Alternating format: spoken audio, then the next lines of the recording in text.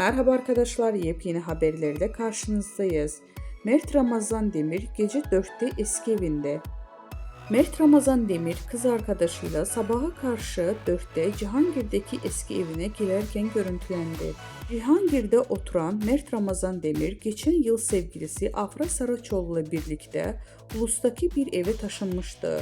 Ünlü oyuncu eski evine geri döndü. Mert Ramazan Demir geçtiğimiz çarşamba gecesi saat 4'te Cihangir'deki evine girerken görüntülendi. Üstelik yalnız değildi.